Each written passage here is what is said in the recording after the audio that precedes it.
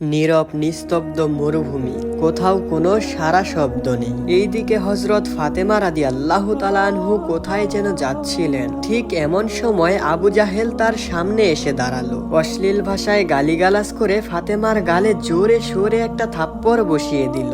রাগে ছটফট করে ফাতেমাকে মারতে লাগলো। এত জোরে মারলেন যে তার আঙ্গুলের ছাপ ফাতেমার গালে বসে গেল। ঠিক এমন সময় ফাতেমা রাদিয়াল্লাহু তাআলা আনহু কান্না করতে করতে বাড়িতে ফিরে এসে নবী করিম সাল্লাল্লাহু আলাইহি ওয়াসাল্লামের কাছে সকল ঘটনা খুলে বলল।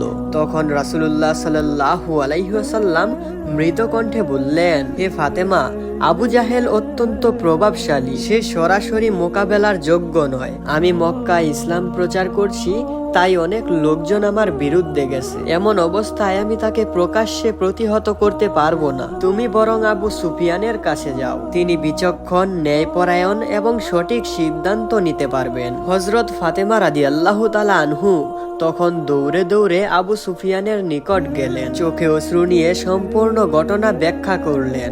আবু সুফিয়ান এমন কথা শুনে রাগে লাল হয়ে গেল। তিনি উচ্চস্বরে চিৎকার করে বললেন, আবু জাহেলের এত বড় সাহস, কুরাইশ বংশের কিশোরীর গায়ে হাত দিয়েছে। আবু জাহেল কি ভুলে গিয়েছে কুরাইশ বংশের কিশোরীর গায়ে হাত দেওয়া মানে জঘন্যতম একটি অপরাধ? সে নিজেও কুরাইশ বংশের পুরুষ হয়ে কি করে কুরাইশ বংশের এক কিশোরীর গায়ে হাত দিল?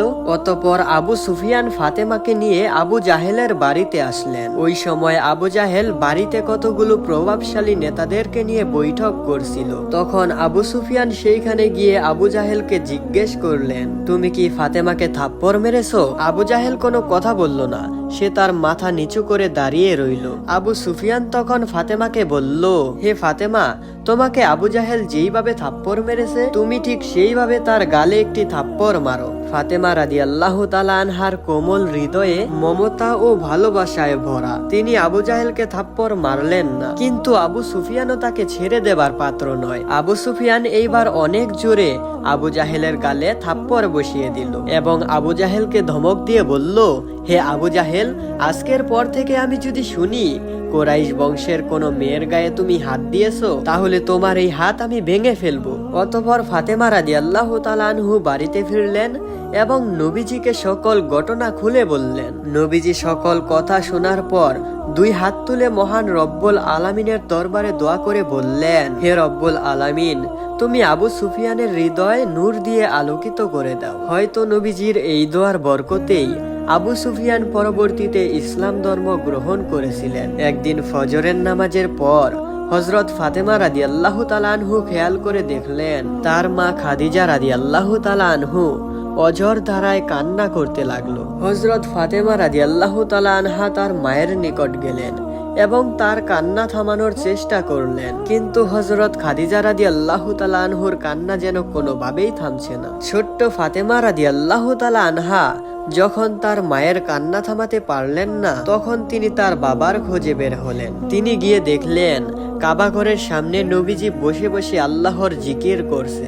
হযরত ফাতেমা রাদিয়াল্লাহু তাআলা আনহা নবীজির কাছে গিয়ে বললেন, হে আমার আব্বা জান, ফজরের পর থেকে আম্মা জান অনেক জোরে জোরে কান্না করছে, আর তার কান্না আমি কোনোভাবেই থামাতে পারছি না। আমি অনেক চেষ্টা করেছি তার কান্না থামানোর জন্য, কিন্তু মা কারো কোনো কথাই শুনছে না। ছোট্ট মেয়ে ফাতেমার মুখে এমন কথা শোনার পর নবীজি আর দেরি করলেন না। তিনি ফাতেমাকে নিয়ে খাদিজা রাদিয়াল্লাহু তাআলা আনহার কাছে আসলেন এবং তিনি খাদিজা রাদিয়াল্লাহু তাআলা আনহুর কাছে গিয়ে বসলেন। খাদিজা রাদিয়াল্লাহু তাআলা আনহা তখন কোমল স্বরে বললেন, ইয়া রাসূলুল্লাহ, আমি কবরের কথা চিন্তা করে কান্না করছি। আমি অনুভব করছি আমার সময় মনে হয় শেষ হয়ে এসেছে।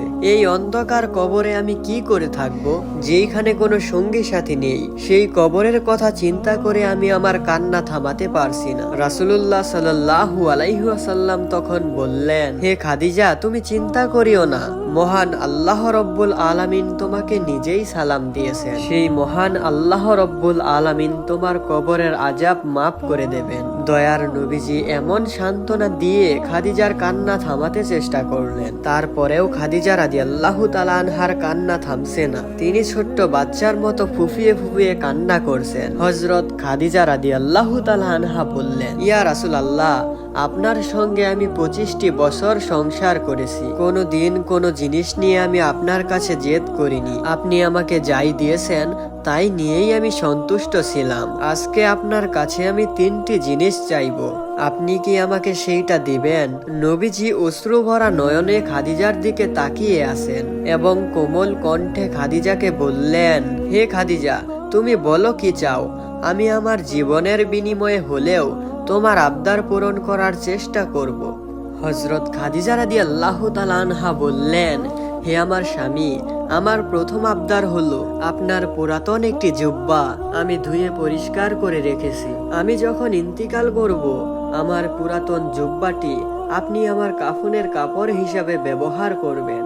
আপনার পুরাতন জুব্বায় আমাকে মুড়িয়ে আমাকে কবরস্থ করবেন। নবীজি বললেন, হে খাদিজা, এমন অযৌক্তিক আবদার তুমি কেন করছো? তোমার ইন্তিকালের পর আমার পুরনো জুব্বা দিয়ে তোমাকে কেন দাফন করব? এ হলে তো মক্কার লোকেরা বলা বলি করবে যে একজন প্রভাবশালী ও ধনাঢ্য মহিলা, যে কিনা এক সময় মক্কা শহরে সবচাইতে ধনী ব্যক্তি ছিল, সে কিনা তার মৃত্যুতে একটু নতুন কাপড়ও জুটলো না, স্বামীর পুরাতন জুব্বায় তাকে কবরস্থ করা হচ্ছে। তুমি এমন আবদার কেন করছো?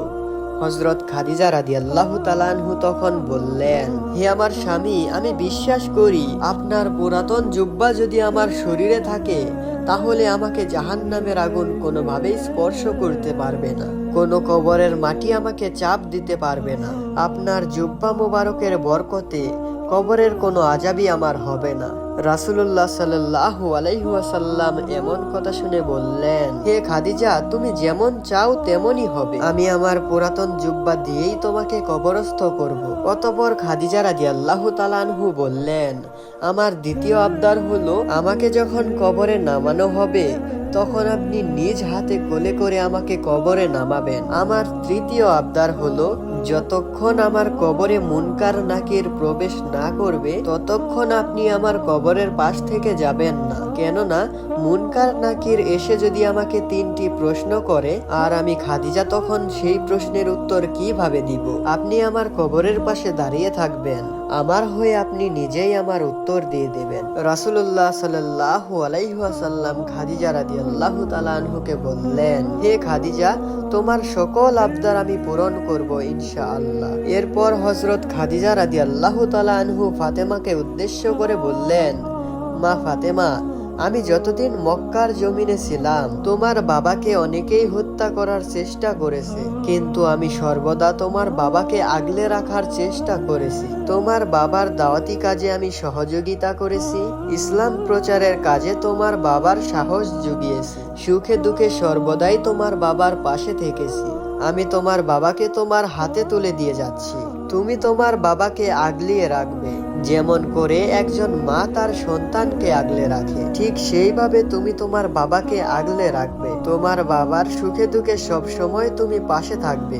অতঃপর হযরত খাদিজা রাদিয়াল্লাহু তাআলা আনহু ইন্তিকাল করলেন এবং তার কথা মতো নবী করিম সাল্লাল্লাহু আলাইহি ওয়াসাল্লাম তার জুব্বা মোবারক দিয়ে তার শরীর পেঁচিয়ে দিলেন এবং নিজেই খাদিজার জানাজার করিয়ে খাদিজা রাদিয়াল্লাহু তাআলা আনহুকে কবরস্থ করলেন। হযরত খাদিজা রাদিয়াল্লাহু তাআলা আনহা কবরস্থ হওয়ার পর সকলেই সেইখান থেকে চলে গেল, কিন্তু রাসূল আকরাম সাল্লাল্লাহু আলাইহি ওয়াসাল্লাম সেইখানে দাঁড়িয়ে রইলেন।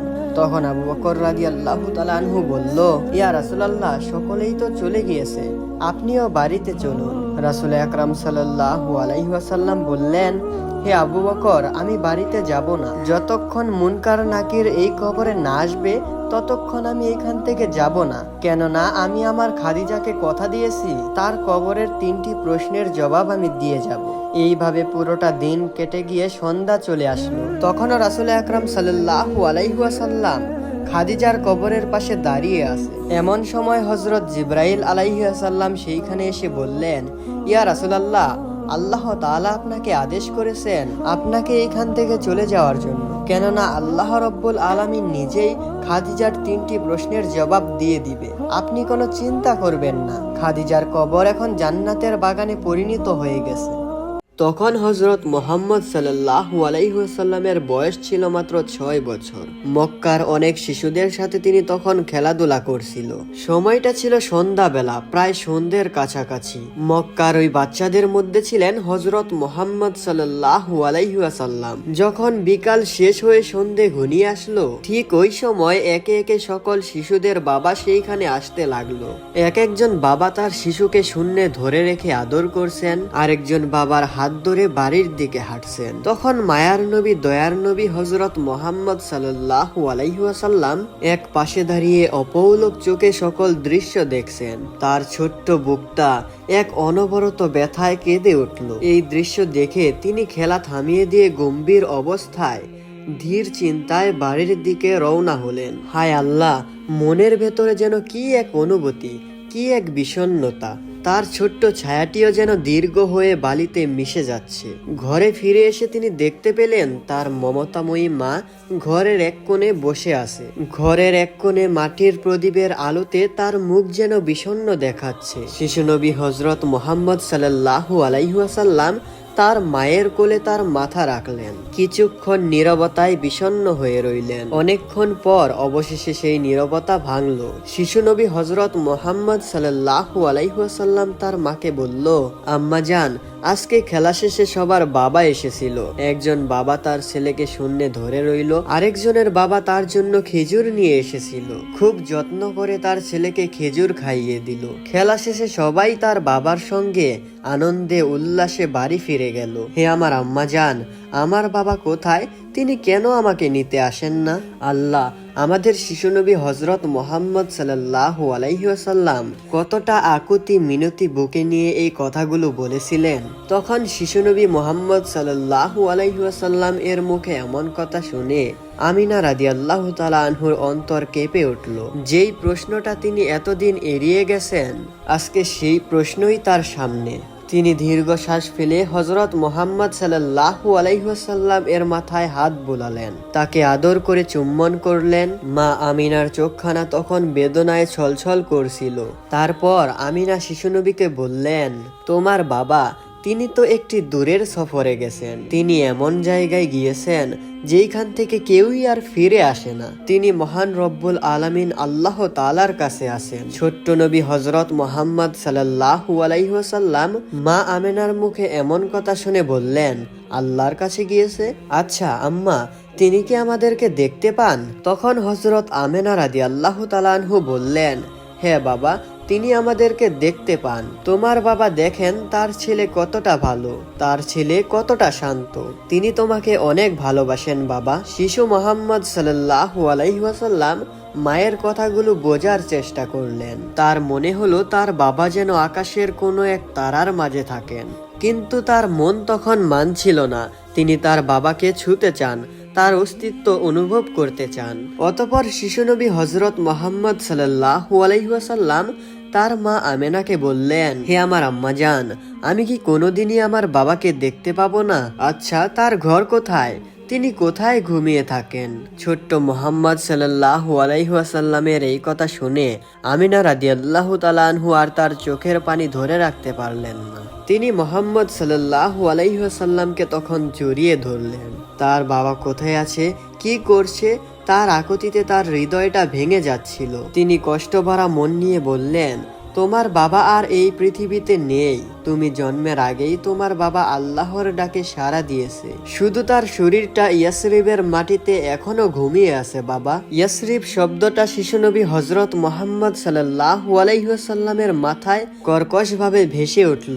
ইয়াসরিবের মাটিতে তার বাবা ঘুমিয়ে আছেন, এই কথাটি তিনি পুরোপুরি না বুঝলেও এতটুকু বুঝলেন যে তার বাবার কোনো একটা চিহ্ন সেইখানে আছে। তার শিশু সুলভ সরলতায় একটা দৃঢ় সিদ্ধান্ত নিলেন। তারপর শিশু হযরত মুহাম্মদ সাল্লাল্লাহু আলাইহি ওয়াসাল্লাম তার আম্মাজানকে বললেন, ওহে আম্মাজান, আমি আমার বাবার কাছে যাব।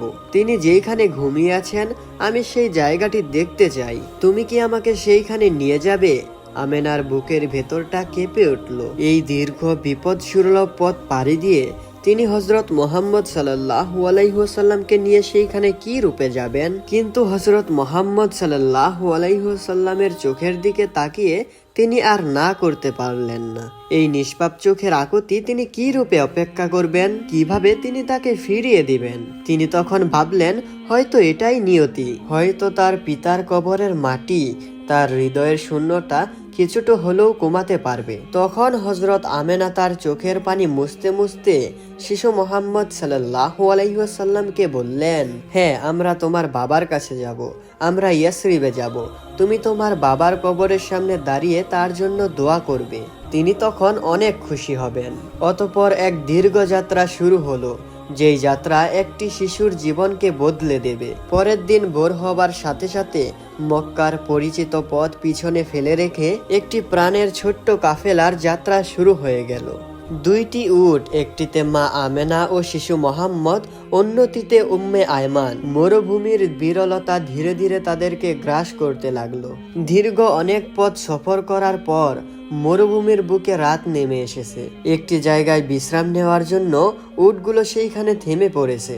উম্মে আয়মান খেজুরার পানি এগিয়ে দিলেন আমিনার কাছে। এদিকে মোহাম্মদ সাল্লাল্লাহু আলাইহি ওয়াসাল্লাম তখন মা আমেনাকে বললেন, আম্মা জান, বাবা কি ওই তারাগুলোর মধ্যে কোন একটি থেকে আমাদেরকে দেখছেন? তখন আমেনা হেসে বললেন, তিনি দেখছেন, আর তিনি মনে মনে বলছেন, আমার সাহসী ছেলে কতটুকু পথ পাড়ি দিয়ে আমাকে দেখতে এসেছে। তুমি কি জানো তোমার বাবা দেখতে কেমন ছিলেন? তখন হযরত মুহাম্মদ সাল্লাল্লাহু আলাইহি ওয়াসাল্লাম বললেন, তিনি কেমন ছিলেন? তারপর হযরত আমিনা রাদিয়াল্লাহু তাআলা আনহু বললেন, তিনি ছিলেন কুরাইশদের মধ্যে সবচেয়ে সুন্দর পুরুষ। তার মুখ থেকে যেন নূর ঝরে পড়তো। তিনি যখন হাসতেন তখন মনে হতো চারপাশে আলোয় যেন আলোকিত হয়ে গিয়েছে। তিনি খুবই দয়ালু ছিলেন। কোনো গরিব দুঃখী মানুষ তার হাত থেকে কখনো ফিরে যেত না। তখন তার পাশে থাকা উম্মে আয়মান বলে উঠল, আপনি ঠিক বলেছেন, আব্দুল্লাহর মতো মানুষ হয় না। আমি নিজের চোখে দেখেছি, তিনি নিজের খাবারও অন্যকে দিয়ে দিতেন। হে মোহাম্মদ, আমি তোমার মাঝে তোমার বাবার সেই ছায়া দেখতে পাই। শিশু মোহাম্মদ সাল্লাল্লাহু আলাইহি ওয়াসাল্লাম তখন মুগ্ধ হয়ে উম্মে আয়মানের কথাগুলো শুনছিলেন এবং তার কল্পনার চোখে তিনি তার বাবার একটা ছবি আঁকছিলেন। এই গল্পগুলো তার দীর্ঘ যাত্রার কষ্টগুলোকে ভুলিয়ে দিচ্ছিল। তিনি এখন আর শুধু একটা কবর দেখতে যাবেন না, তিনি যাচ্ছেন তার কল্পনার সেই মহান পিতার চিহ্নকে স্পর্শ করতে। অতঃপর দীর্ঘ যাত্রার পথ শেষে তারা পৌঁছালেন ইয়াসরিবে। সবুজ খেজুরের বাগান আর শান্ত পরিবেশ তাদেরকে স্বাগত জানালো। বনু নাজরার গোত্রের মায়ের আত্মীয়দের বাড়িতে তারা পৌঁছালেন। সেইখানে এক মাস যেন স্বপ্নের মতো কেটে গেল। শিশু নবী হযরত মুহাম্মদ সাল্লাল্লাহু আলাইহি ওয়াসাল্লাম সমবয়সী মামাতো ভাইদের সঙ্গে সেইখানে খেলা করতেন। এইভাবেই তাদের দিন যেন তাড়াতাড়ি কেটে গেল। জীবনের প্রথমবারের মতো তিনি একটি পরিপূর্ণ পরিবারের স্নেহ পেলেন। একদিন সকালে আমিনা তার ছোট্ট মুহাম্মদ সাল্লাল্লাহু আলাইহি ওয়াসাল্লামের হাত ধরে বললেন, হে মুহাম্মদ, আজকে তুমি প্রস্তুত হও, আজকে আমরা তোমার বাবার কাছে যাব। তখন মুহাম্মদ সাল্লাল্লাহু আলাইহি ওয়াসাল্লামের বুকের ভেতরটা অজানা এক উত্তেজনায় কেঁদে উঠল। এরপর তারা হাঁটতে হাঁটতে দার আল নাগিবা এক জায়গায় গেলেন। এইখানে কয়েকটি কবর পেরিয়ে একটা সাধারণ মাটির ঢিবির সামনে হযরত আমেনা রাদিয়াল্লাহু তাআলা আনহু থামলেন। তার কণ্ঠ কান্নায় রুদ্ধ হয়ে আসছিল। আমেনা কান্নায় কাঁপা কাঁপা কণ্ঠে বললেন, হে মুহাম্মদ, এইখানেই ঘুমিয়ে আছেন তোমার বাবা। ছোট্ট মুহাম্মদ সাল্লাল্লাহু আলাইহি ওয়াসাল্লাম স্তব্ধ হয়ে গেলেন। এখানেই শুয়ে আছে তার বাবা, এই মাটির নিচেই আমার বাবা। তিনি কবরের দিকে এক পা দুই পা করে এগিয়ে গেলেন, তারপর মাটিতে বসে পড়লেন। তার ছোট্ট হাত দিয়ে তিনি কবরের মাটি স্পর্শ করলেন। জন্মের পর এই প্রথম তিনি তার বাবাকে স্পর্শ করলেন। এই স্পর্শ ছিল শীতল মাটির মাধ্যমে। তার ভিতরে সকল কষ্ট, সকল বেদনা যেন বাঁধ ভাঙা বন্যার মতো বেরিয়ে এলো। তিনি হাউমাউ করে সেখানে কেঁদে উঠলেন। ছোট্ট মুহাম্মদ সাল্লাল্লাহু আলাইহি ওয়াসাল্লাম তখন তার বাবাকে কান্না ঝরা কণ্ঠে বললেন, বাবা, আমি এসেছি, আপনার মুহাম্মদ এসেছে।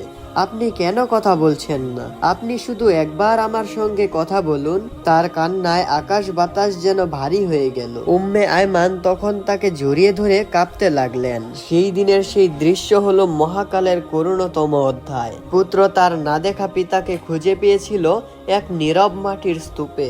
সবার সাথে সাক্ষাৎ শেষে ইয়াসরিব থেকে তখন ফেরার পালা। তখন মুহাম্মদ সাল্লাল্লাহু আলাইহি ওয়াসাল্লাম শান্ত ছিলেন, কিন্তু তার চোখে খুবই বিষণ্ণতার ছাপ। তার মনে হচ্ছিল তিনি তার বাবার একটি অংশকে ইয়াসরিবে রেখে যাচ্ছিলেন। তাদের কাফেলা তখন আবারও চলতে শুরু করলো। মরুভূমির বুকে মক্কা আর মদিনার মধ্যবর্তী এক জায়গায় সফরের ক্লান্তি আর মনের বোঝায় আমিনা রাদিয়াল্লাহু তাআলা আনহু হঠাৎ অসুস্থ হয়ে পড়লেন। তার শরীর তখন জ্বরে পুড়ে যাচ্ছে। উম্মে আয়মান তখন তাকে দ্রুত উট থেকে নামিয়ে দিলেন, একটি গাছের ছায়ায় তাকে শুইয়ে দিলেন। তখন ছোট্ট মুহাম্মদ সাল্লাল্লাহু আলাইহি ওয়াসাল্লাম তার মা আমিনাকে বললেন, হে আম্মা জান, তোমার কি হয়েছে? তোমার শরীর এতটা গরম কেন? তখন হযরত আমিনা রাদিয়াল্লাহু তাআলা আনহু তার পুত্রকে বললেন, কিছু হয়নি বাবা, আমি ঠিক আছি, একটু বিশ্রাম নিলেই ঠিক হয়ে যাবে। কিন্তু তার অবস্থা আরো খারাপ হতে লাগলো। তখন হযরত আমিনা রাদিয়াল্লাহু তাআলা আনহা বুঝতে পারছিলেন তার সময় ফুরিয়ে এসেছে। এই নির্জন প্রান্তরে তার এতিম ছেলেকে একা ফেলে যেতে হবে। এই কষ্টে তার শারীরিক যন্ত্রণা আরো চাপিয়ে দিচ্ছিল। উম্মে আয়মান তখন কান্না ভেজা কণ্ঠে মা আমিনাকে বললেন, হে আমিনা, তুমি একটু পানি পান করো, একটু তৃপ্তি পাবে। তখন আমিনা তার কথা শুনে সামান্য পানি পান করলেন। তারপর উম্মে আয়মানের দিকে তাকিয়ে বললেন, আমাকে আর পানি দিও না, এইটুকু পানি মুহাম্মদের জন্য রেখে দাও, মক্কা এখনো অনেক দূরে।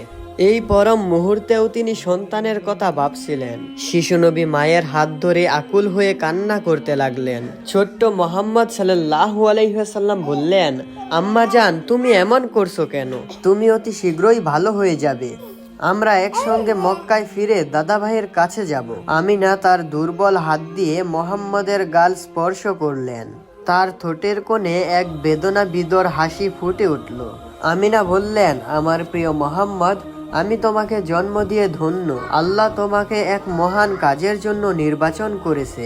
তুমিই হবে মানুষের পথ প্রদর্শক। আমি তোমাকে সেই মহান আল্লাহ তাআলার কাছেই সঁপে দিলাম, যিনি কখনোই মৃত্যু বরণ করেন না। কথাগুলো বলতে বলতে তার মাথাখানা একপাশে ঢলে পড়ল, চোখ দুইটি স্থির হয়ে গেল।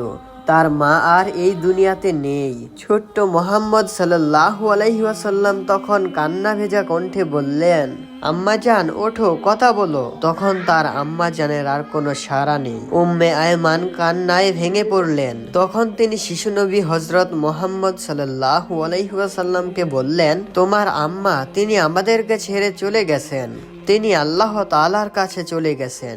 এই দৃশ্য দেখে শিশু মুহাম্মদ সাল্লাল্লাহু আলাইহি ওয়াসাল্লামের পৃথিবীটা যেন এক মুহূর্তের জন্য থেমে গেল। যেই বাবাকে তিনি খুঁজে পেয়েছিলেন কবরের মাটিতে, এইবার সেই মায়ের কোলেই তিনি হারালেন তাকে।